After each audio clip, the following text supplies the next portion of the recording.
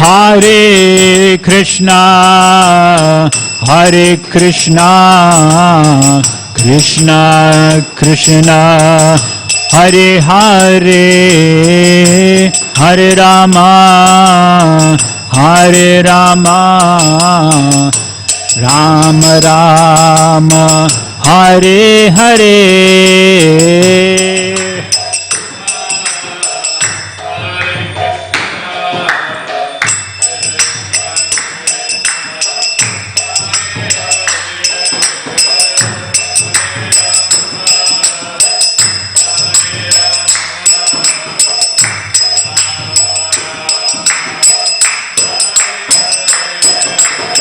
Hare Krishna, Hare Krishna, Krishna Krishna, Hare Hare, Hare Rama, Hare Rama, Rama Rama, Hare Hare.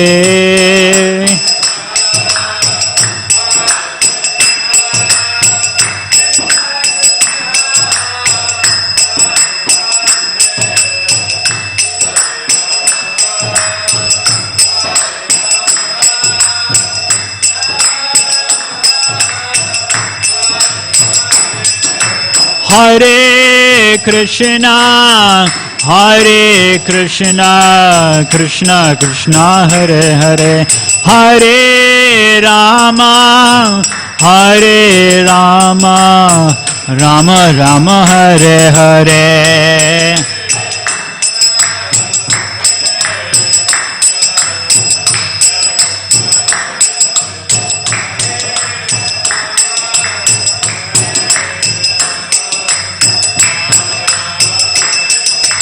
Hare Krishna, Hare Krishna, Krishna Krishna, Hare Hare, Hare Rama, Hare Rama, Rama Rama, Hare Hare.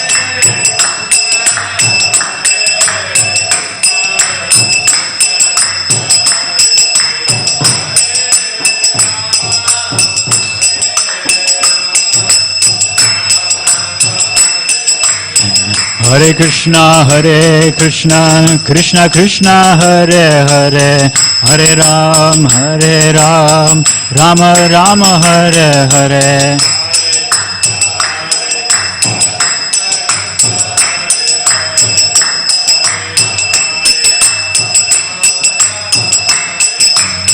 Hare Krishna, Krishna Krishna, Hare Hare, Hare Ram, Rama Rama, Hare Hare.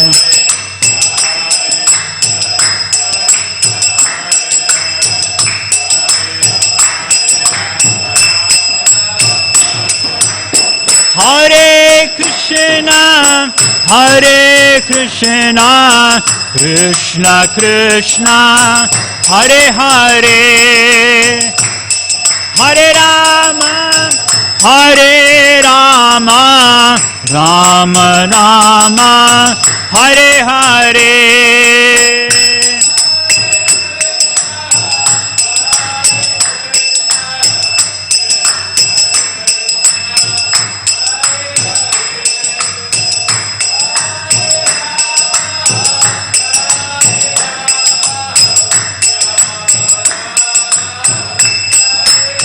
Jayo Radha Gopinath, Radha Gopinath, Shri Radhe.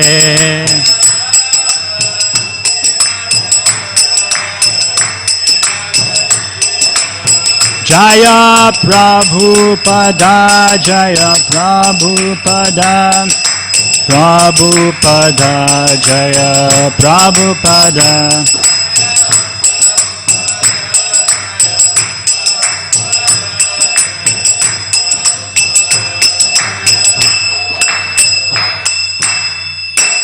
Jai Om Vishnupad Paramahamsa Parivrajacharya Ashtutarashata Shri Srimad His Divine Grace Abhay Charnaravinda Bhakti Vedanta Swami Srila Prabhupada Ki Jai. Jai Om Vishnupad Paramahamsa Parivrajacharya Ashtutarashata Shri Srimad His Divine Grace Srila Bhakti Siddhanta Saraswati Maharaj Prabhupada Ki Jai. Ananta Koti Vaishnava Vrinda Ki Jai. Samaveta Gaur Bhakta Vrinda Ki Jai. Grantharaj Srimad Bhagavatam Ki Jai. Jai Nitai Gaur Premanande.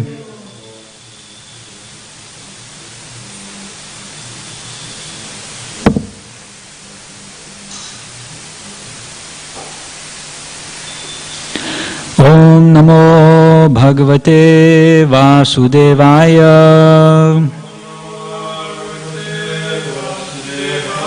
Om Namo Bhagavate Vasudevaya.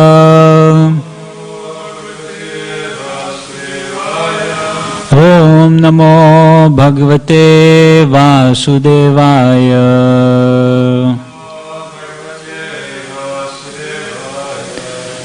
This morning we are reading from Canto 3, Chapter 7, Further Inquiries by Vidura, text number 40.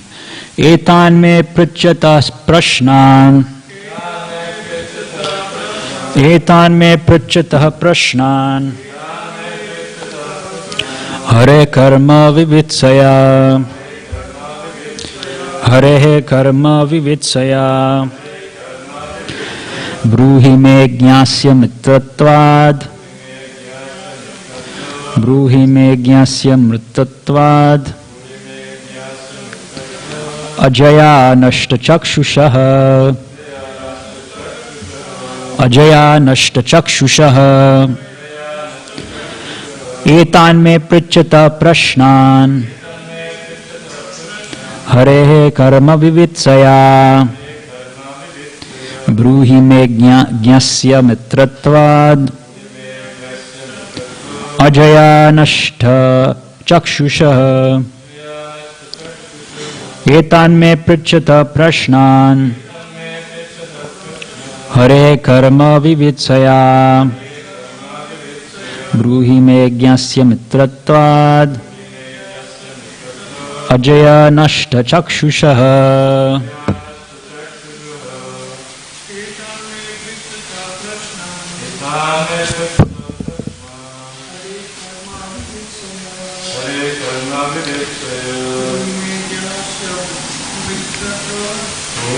Jnasya mitratvad. Ajaya nashta chakshushaha. Etan, all these, may, my, pritchataha, of one who inquires, prashnan, questions, harehe, of the Supreme Lord, karma, pastimes, vivitsaya, desiring to know, bruhi, kindly describe, me, unto me, agnyasya, of one who is ignorant, mitratvad, because of friendship, ajaya, by the external energy, nashta chakshushaha, those who have lost their vision. Translation and purport by His Divine Grace A.C. Bhaktivedanta Swami Srila Prabhupada Ki Jai. Translation: My dear sage, I have put all these questions before you with a view to knowing the pastimes of Hari, the Supreme Personality of Godhead. You are the friend of all, so kindly describe them for all those who have lost their vision. Purport: Vidura put forward many varieties of questions with a view to understanding the principles of transcendental loving service to the Lord. As stated in Bhagavad Gita 2.41, devotional service to the Lord is one, and the mind of the devotee is not diverted to the many branches of uncertainties. Vidura's purpose was to be situated in that service of the Lord wherein one merges undivertedly. He claimed the friendship of Maitreya Muni not because he was Maitreya's son, but because Maitreya was actually a friend of all who have lost their spiritual vision due to material influence.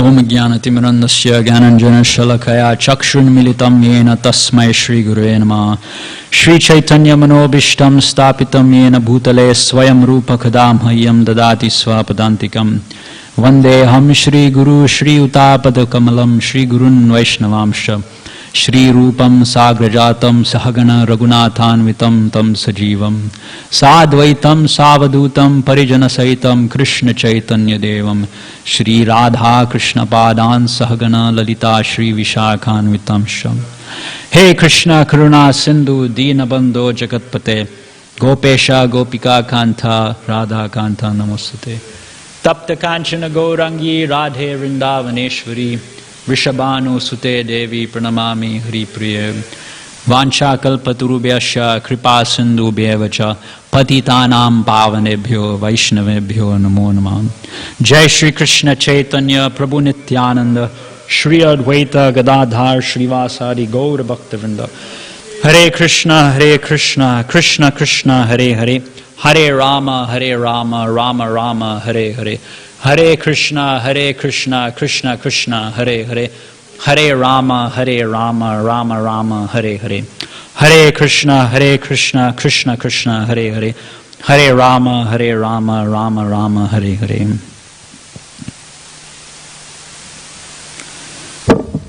So we have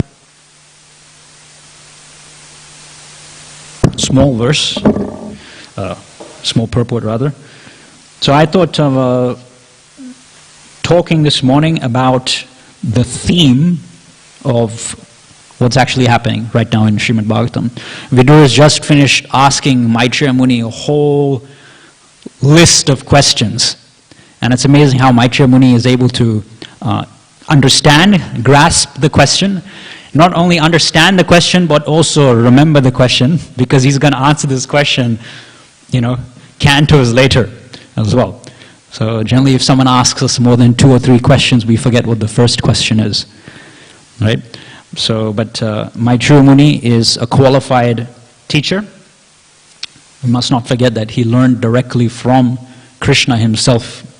He was a bystander and he eavesdropped in some way on the conversation between Krishna and Uddhava.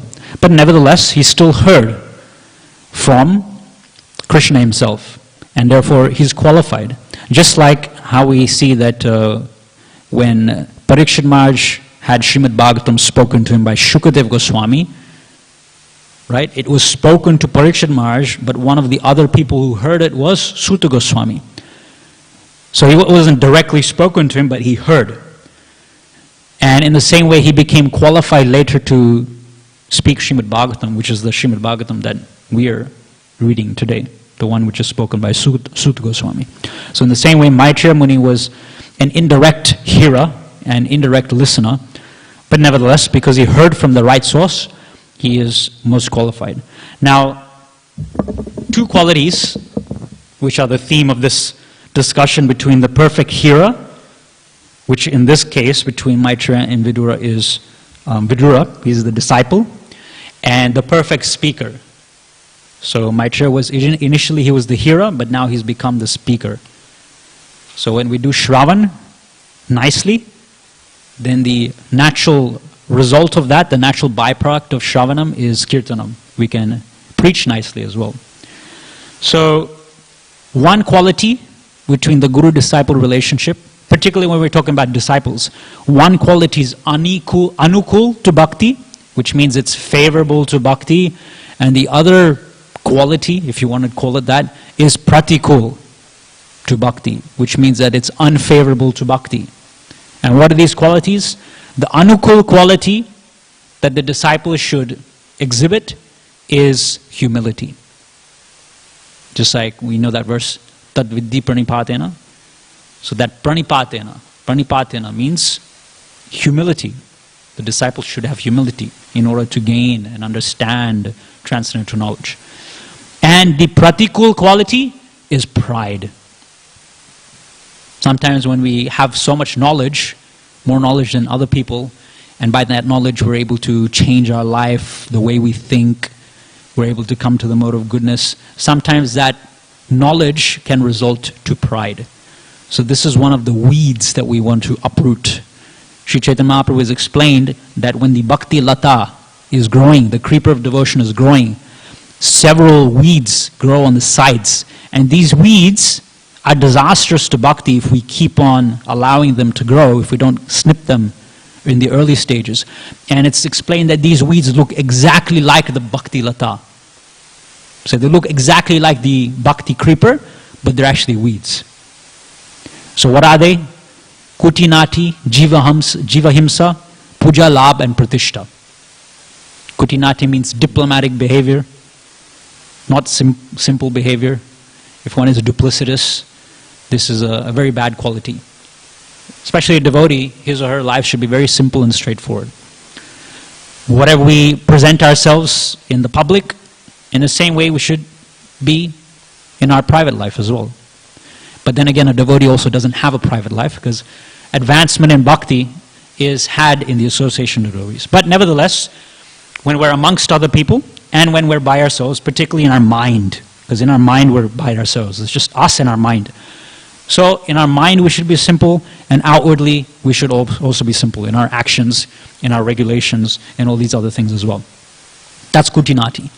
We should not be diplomatic. Jivahimsa, which means we should not commit violence to other living entities, whether that's physical violence or even spiritual violence. What do we mean by spiritual violence? It means giving people a spiritual philosophy which is not in accordance with Bhagavad Dharma, not in accordance with surrendering to Krishna. This can be impersonal philosophy.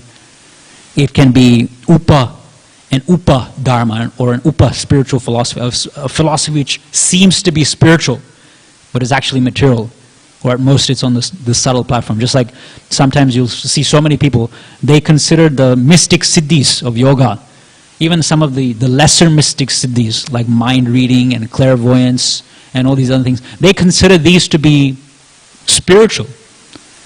But they're material, they're on the subtle material platform. Actually, they have nothing to do with the spiritual. But people have this misunderstanding because they've been preached to, or they've gotten their knowledge from sources which are not bona fide. So this is jiva himsa, to commit physical violence, to commit mental violence, to make someone depressed or upset or angry, or to commit spiritual violence as well. Puja, labh and pratishta, these are quite straightforward. Puja means to perform devotional service and having the subtle desire to be worshipped by others. Labh means gain, to gain things. So I want to perform devotional service so that I can gain material facilities. I can gain followers, I can gain fame, prestige, wealth, all these other things. I want to serve Krishna so that Krishna can give me something in return. This is labh. This is the weed of labh. And pratishta means distinction and honor. We don't want to be grouped together with someone else. We see in the example of the prachetas. The prachetas explain, or rather when Lord Vishnu comes and glorifies the prachetas, he says, Varam vinidram padram vo yuyam me nrupanandana sohardena pritak dharmas tushtoham sohardena va.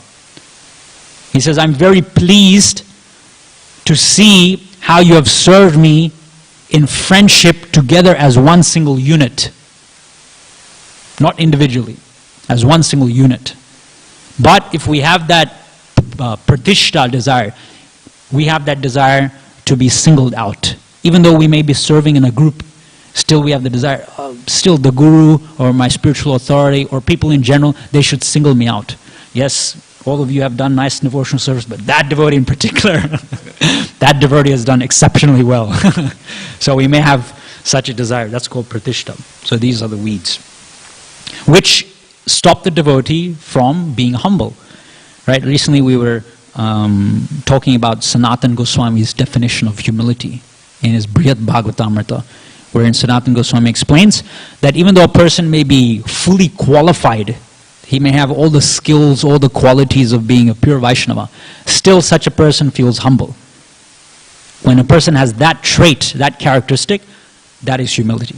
And one thing which I was sort of talking about last time I gave class, but I didn't actually read from it. So this is from the teachings of Lord Chaitanya, when Sanatana Goswami is describing his lowly material condition and also spiritual condition, because he says, I don't know who I am. I don't know that I'm a spirit soul. Please instruct me, Sri Chaitanya Mahaprabhu.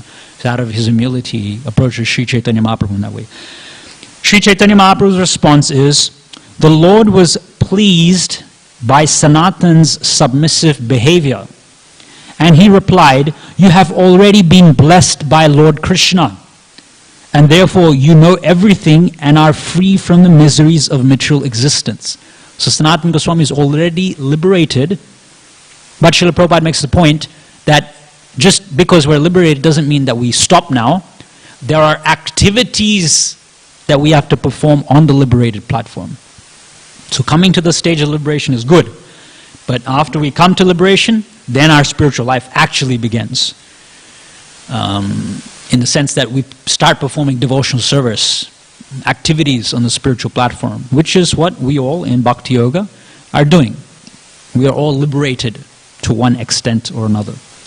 So, even though due to your Krishna consciousness you have naturally achieved the grace of Krishna and are thus already conversant with everything, because you are a humble devotee, now this is important, because you are a humble devotee, you are asking me to confirm what you already have realized. This is very nice, Sri Chaitanya Mahaprabhu says. So Mahaprabhu is saying to Sanatana Goswami, you already know the science of Krishna consciousness. You're already fit to be a guru. But out of your humble nature, your humility, you're asking me to confirm that which you already have realized. Not that which you already know, but that which you have already realized and are putting in practice in your life already. This is the humility of Sanatana Goswami. And therefore we see his definition in Brihad Bhagavatamrita.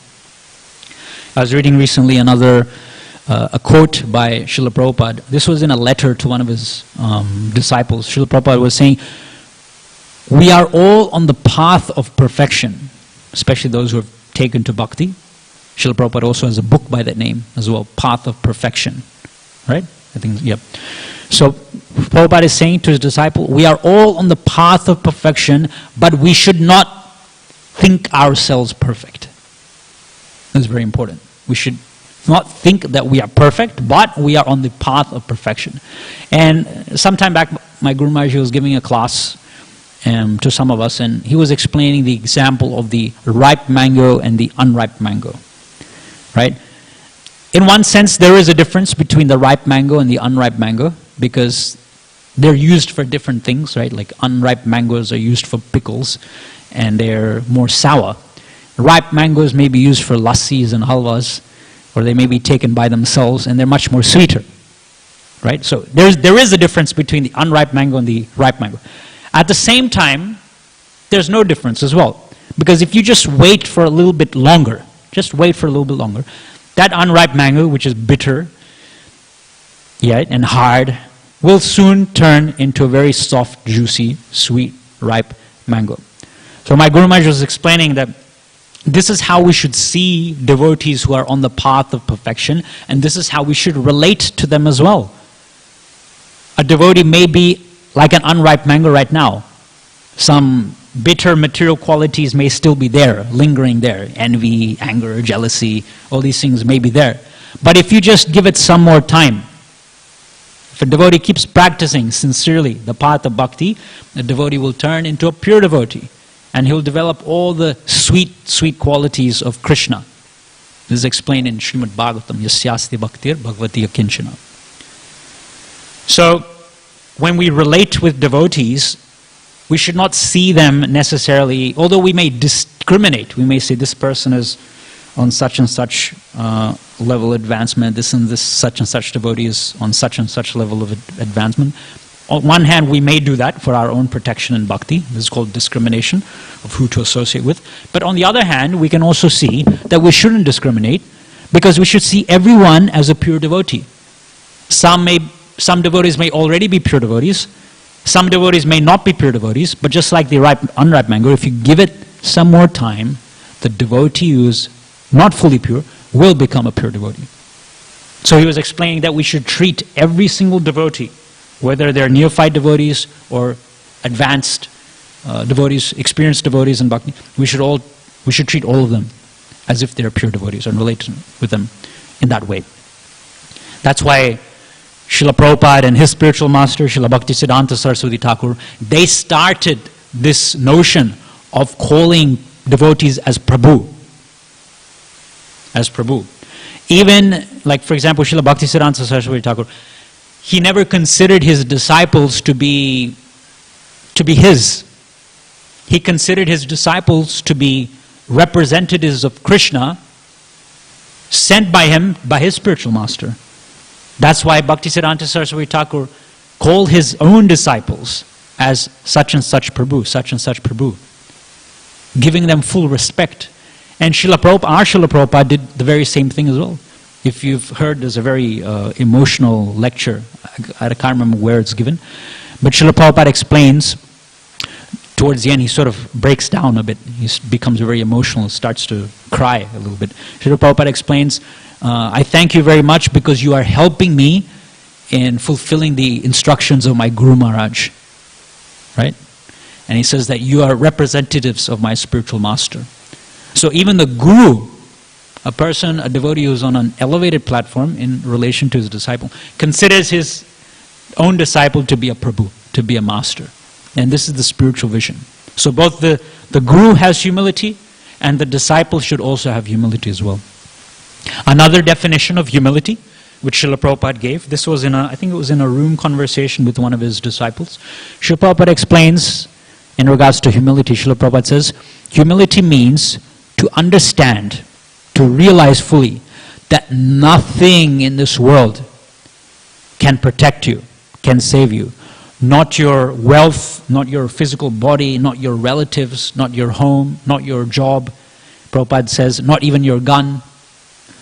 He's speaking in the context of America where, a considerable size, I guess, of the population carry guns for protection. Prabhupada is saying, not even your gun can save you. When you come to the realization that only Krishna can protect you, when only Krishna can save you, Srila Prabhupada says, that is when you actually become humble. We have this tendency to defend ourselves, just like we have the 4 regulative principles of freedom, right? No meat eating, no gambling, no intoxication, no illicit sex. And then there's also eating, sleeping, mating, and defending.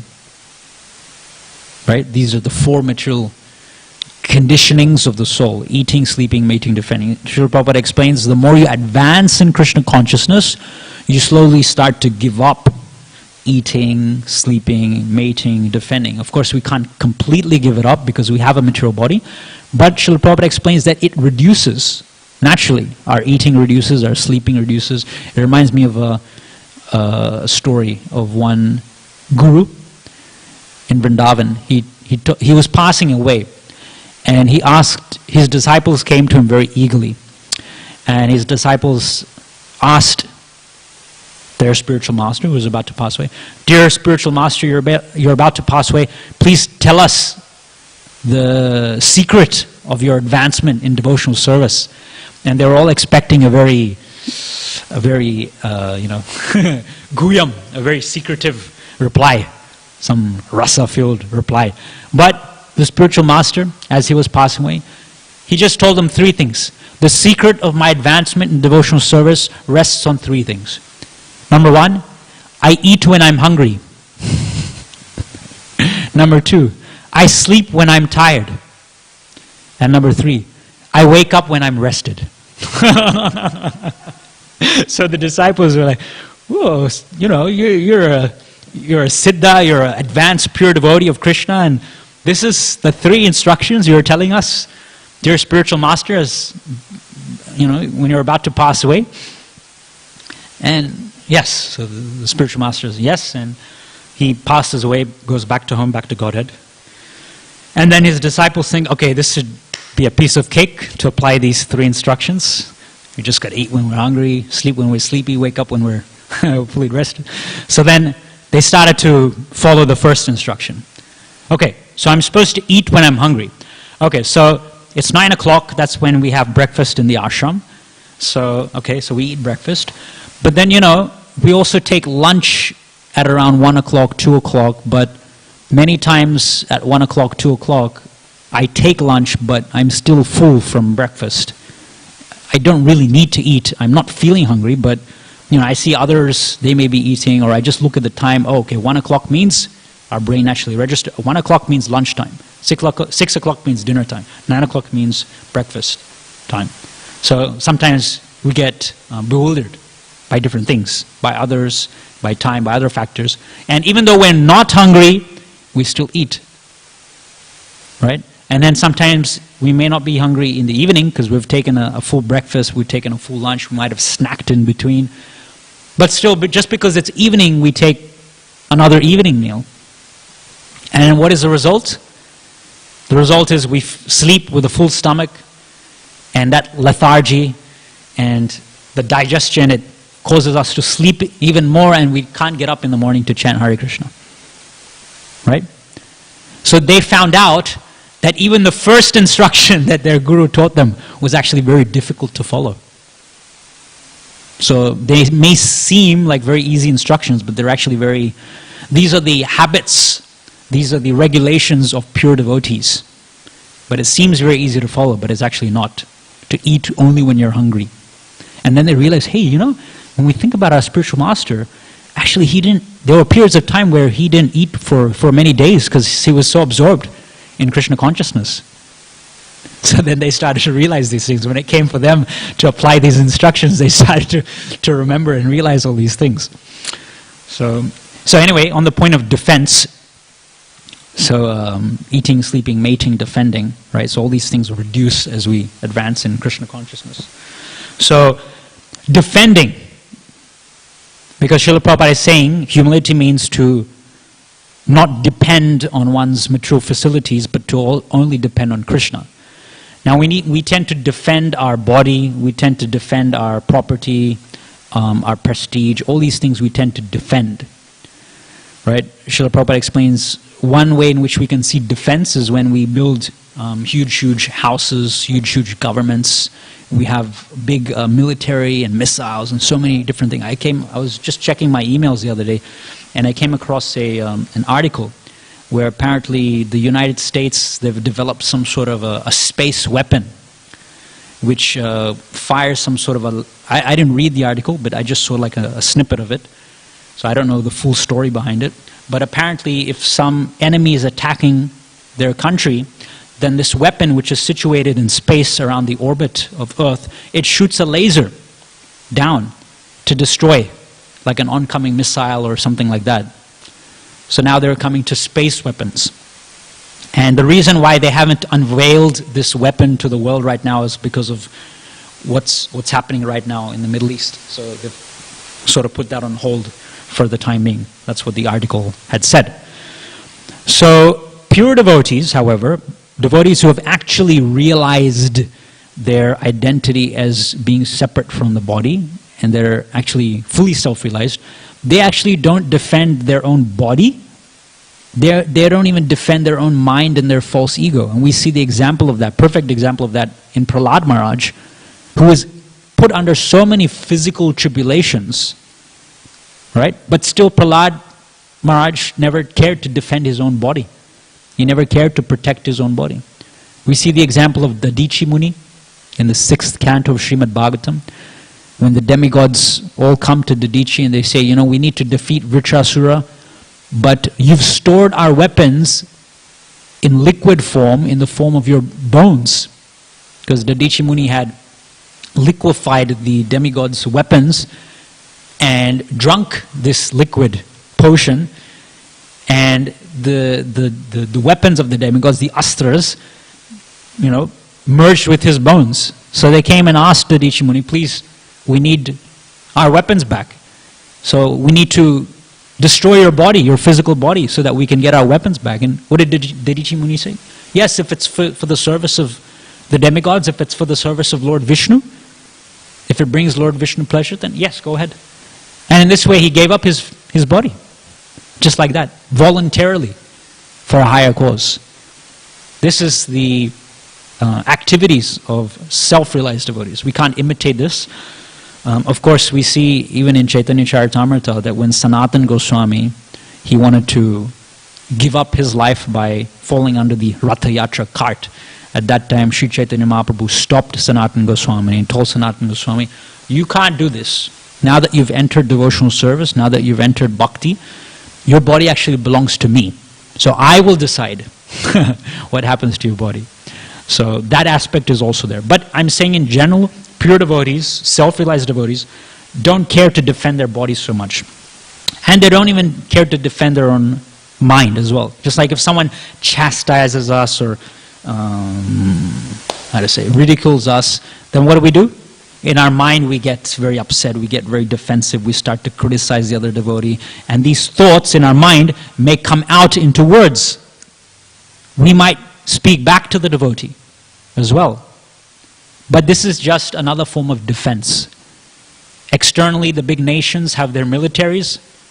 We, when our mind gets upset or agitated because someone says something to us, then we send out the missiles of our words to the other person as well. So this is just another form of defense, individual defense. But we are not our mind, we are not our false ego, we are not our body. So devotees should not be so much absorbed in defending the body or defending the false ego. We should live a very simple, basic life, enough to sustain our body. And in our mind, we should be very simple and non-duplicitous as well, as I was explaining before.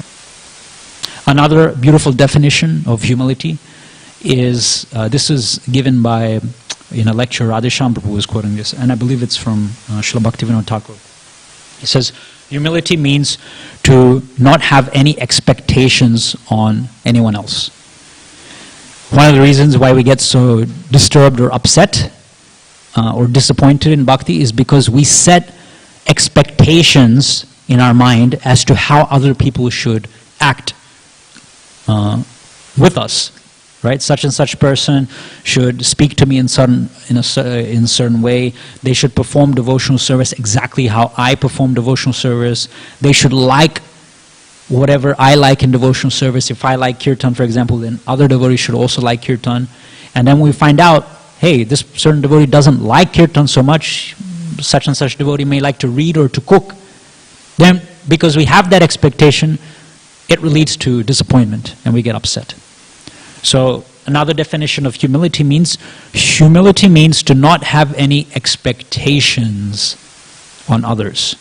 Of course, some basic form of expectation is there, and that is set by the Guru, that is set by great devotees like Srila Prabhupada, for example, chanting 16 rounds attentively, following the 4 regulated principles, following the local authorities, whoever they are, in the temple or in the local community.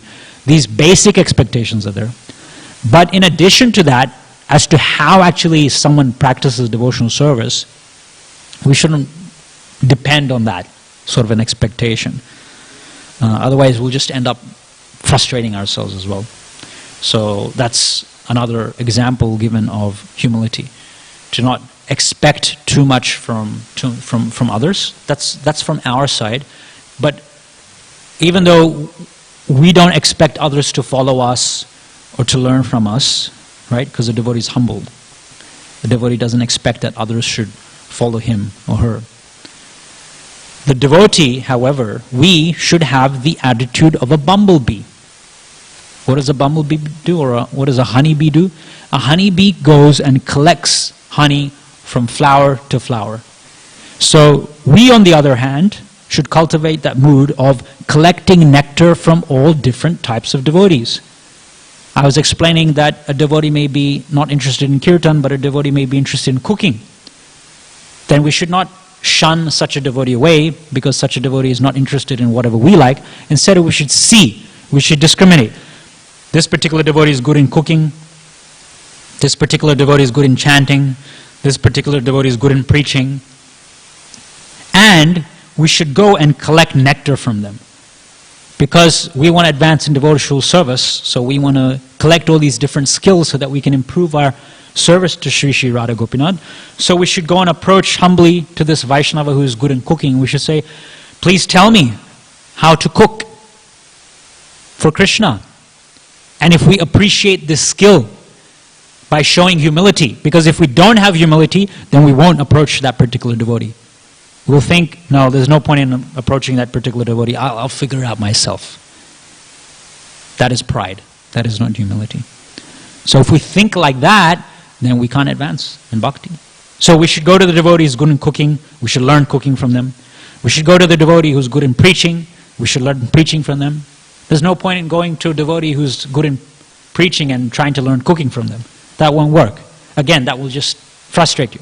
So whatever a certain devotee is good at, we should go and approach such and such devotee and learn from them. So that these are three different definitions of humility. One thing, now this is in contrast. So far we've talked about humility. Now I just want to talk a little bit about the other aspect, which is pride. And Srila Prabhupada is quoting in the purport Bhagavad Gita 2.41, which is Vyavasayatmika buddhir ekeha kurunandana bhavushakha yanantascha buddhayo avyavasayanam. So those whose intelligence is many-branched, they can't perform tivrena bhakti, single one-pointed focused bhakti. But vyavasayatmika buddhir, vyavasa, Srila Prabhupada explains in a lecture, which means confidence. So one whose intelligence is imbued with confidence, how?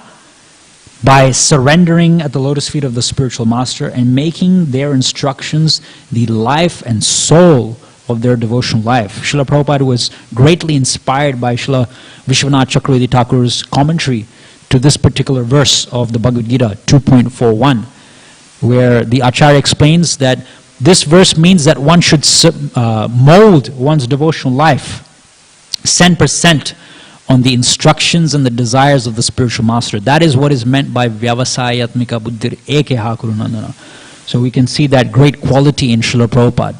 Srila Prabhupada endeavored his whole lifetime to spread Krishna consciousness in India and in the West. And he dedicated his life to writing books and distributing books, which is the desire of Srila Bhaktisiddhanta Saraswati Thakur. Right? So that is the Bhagavad Gita 2.41. So that's the ideal stage. Now Srimad Bhagavatam, this is from the 11th canto Srimad Bhagavatam, chapter 13, text 18. This is, I'll just give you the context of this. This is from the Uddhava Gita, which is what we've been discussing in the scripture study classes, which I believe we will be having today. Now the four Kumaras, the sons of Lord Brahma, they come and approach Lord Brahma. And they ask him this question. The question that these sages ask is this: O Lord, people's minds are naturally attracted to material sense objects. And similarly, these sense objects in the form of desire enter within the mind. Therefore, how can a person who desires liberation, who desires to cross over activities of sense gratification, destroy this mutual relationship between the senses, between the sense objects and the mind? Please explain this to us. Lord Brahma, it's explained, this is Krishna telling to Uddhava, by the way. So Krishna is telling Uddhava that when Lord Brahma heard this question from the four Kumars, this is what happened. My dear Uddhava, Brahma himself, who is born directly from my body and who is the creator of all living entities within the material world, being the best of demigods, Swayambhu, seriously contemplated the question of his sons headed by Sanaka. The intelligence of Brahma, however, was affected by his own activities of creation, and thus he could not discover the essential answer to this question. Now in the purport it's explained that in the second canto of Bhagavatam, and if you think back to the second canto, if you remember back, we were just covering the second canto recently in our morning Srimad Bhagavatam classes. This is when Lord Brahma speaks the Chatur Shloki, the four significant verses of Srimad Bhagavatam, which summarize the entire Srimad Bhagavatam. He gets the darshan of Krishna, he gets the darshan of Vaikuntha, the spiritual world. Krishna comes and shakes hands with Brahma. and empowers him to start creating this material world. Right? That's what happens. Now, in the 9th chapter, verse 32 of the 2nd canto of Srimad Bhagavatam, Lord Krishna blessed Brahma with realized knowledge of the Lord's actual form, qualities, and activities. That's the first thing. In the 2nd canto, 9th chapter, verse 37, Krishna ordered Brahma to rigidly carry out his instructions and affirmed Brahma that if he did that, he would never be bewildered in his cosmic decision-making. In the 6th chapter, verse 34 of 2nd canto, Lord Brahma assured his son Narada, "O Narada, because I have caught hold of the lotus feet of the Supreme Personality of Godhead, Hari, with great zeal, whatever I say has never proved to have been false, nor is the progress of my mind ever deterred, nor are my senses ever degraded by temporary attachment to matter." So if these are the great qualities of Brahma, then why is it that in the present verse, in this 13th chapter of the 11th canto, Lord Krishna states that Brahma unfortunately did become bewildered by his creative functions, thus providing a grave lesson to all the Lord's empowered representatives. Although one may be elevated to an exalted position in the Lord's transcendental service, at any moment there is danger of false pride polluting one's devotional mentality. Now, the way we should see these examples of great devotees like Lord Brahma is that we should see it that they're pure devotees, they're great devotees, and Krishna places such devotees, such trusted devotees, in these apparently bewildering conditions just to teach us a lesson. So we should not become proud thinking that, oh, look, even Brahma, he apparently got bewildered as well. It's not like that. Brahma is setting an example for us of how pride can affect one's devotional service. And we should think that if such a thing can happen to Lord Brahma, then what to speak of us? Of course, we are liable to such things as well.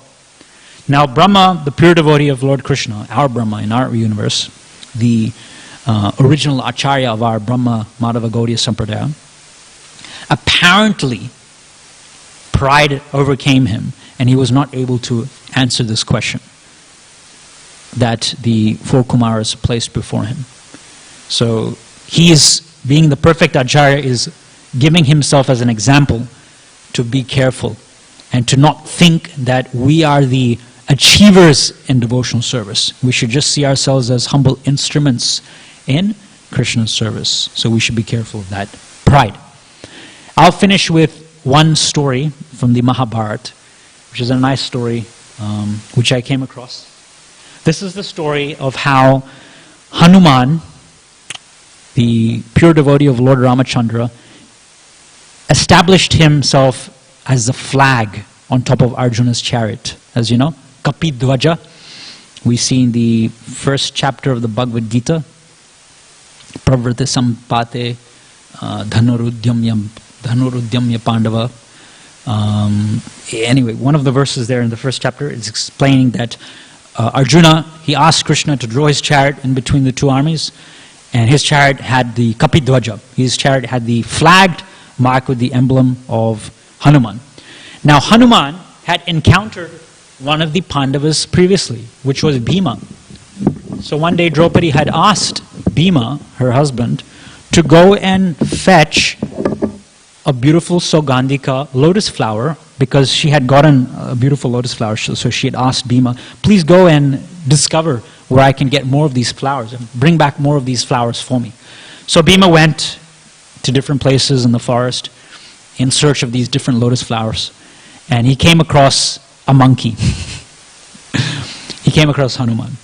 And Bhima told Hanuman, of course he didn't know it was Hanuman, he just thought it was an ordinary monkey. He told this monkey, please move out of my way, you're blocking my path. And the monkey told him, I'm not going to get out of your way. If you want me to get out of your way, you move me out of the way. So Bhima, it's explained, he got down, he kneeled down, and he tried to lift the monkey. He couldn't even budge the monkey. He tried to even lift the monkey's tail, which is the lightest part the monkey's body, the tail, and he couldn't even lift the tail of Hanuman off the ground. So here is a devotee of Krishna who has the strength of 10,000 elephants, interacting with another pure devotee of Lord Ramachandra, Hanuman, who is also very strong as well. And he couldn't even lift Hanuman's tail. So anyway, then Hanuman reveals his identity to Bhima, and he explains, actually, you know what, Bhima, you're my younger brother. We are both the sons of Vayu, the demigod Vayu, the wind god. And as a result, both of us have extraordinary strength. So Bhima, he learns that Hanuman is actually his elder brother, and he understands, therefore, why he wasn't able to lift up Hanuman's tail. And in this way, Bhima becomes a bit humbled in the presence of Hanuman. And Hanuman blesses Bhima that he'll have extraordinary strength when he fights in the Kurukshetra war.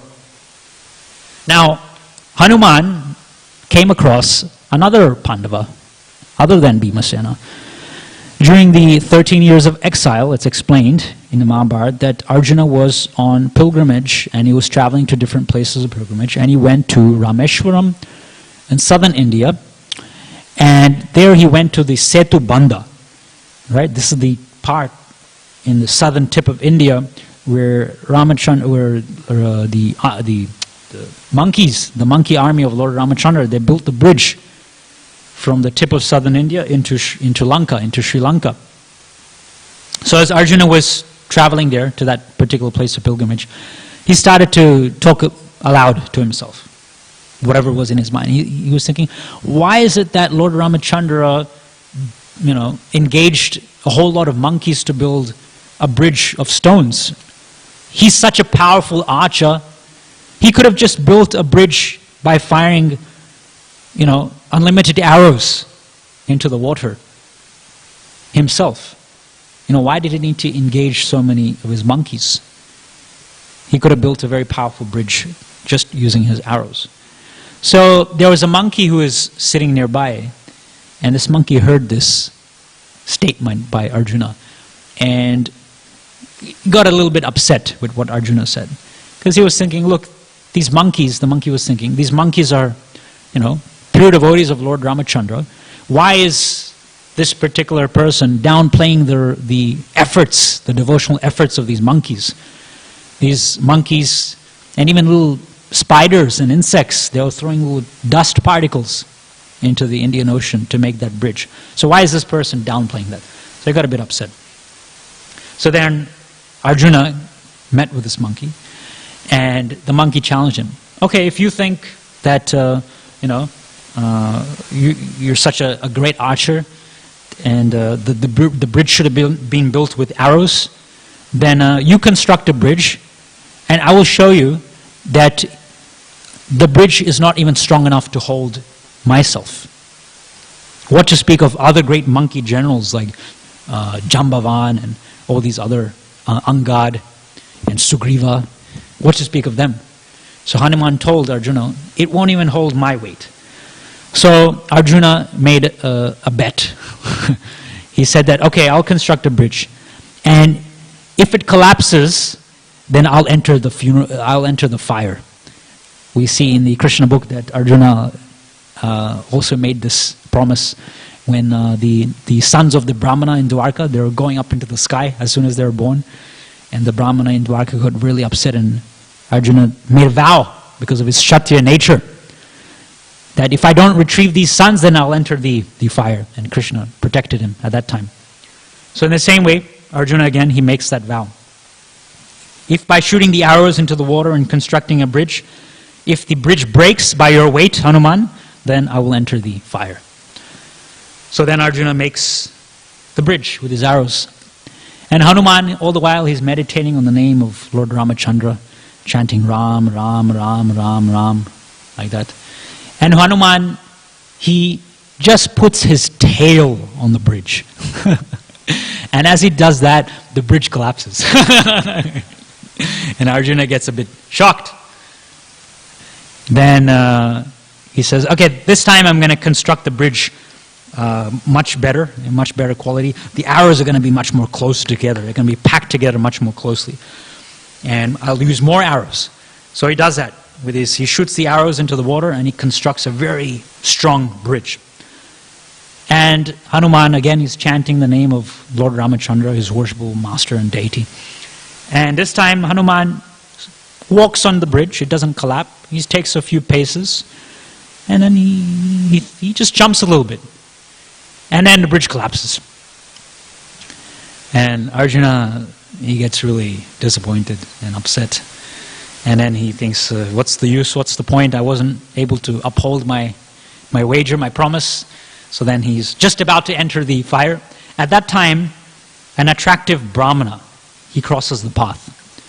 And the Brahmana says to both Hanuman and Arjuna, he says that, hang on, before you enter the fire, you can't just have a bet between the two of you. There should be a third person who is a witness, who is an umpire. Because one of you might be cheating in some way. So, construct the bridge again, and I will decide if there's some discrepancy in what's happening here.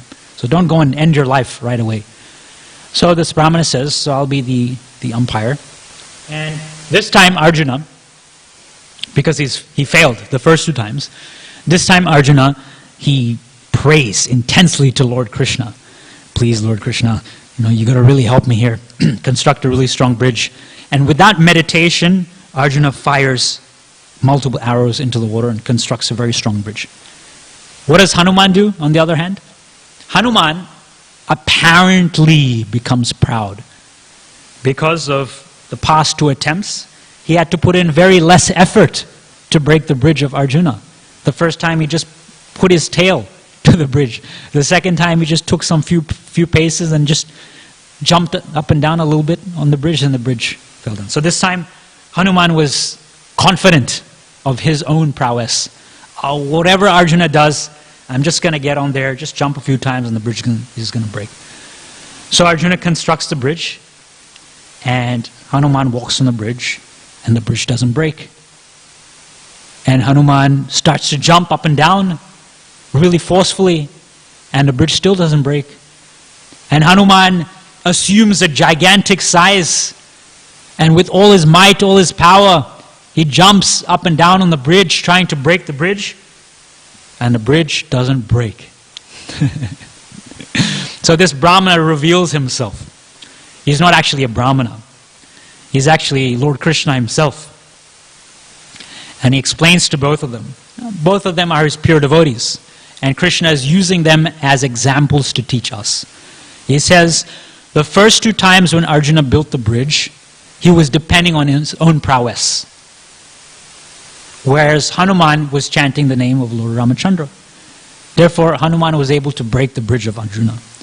The third time, when I came, Arjuna was intensely praying to Lord Krishna to help him to build a very strong bridge.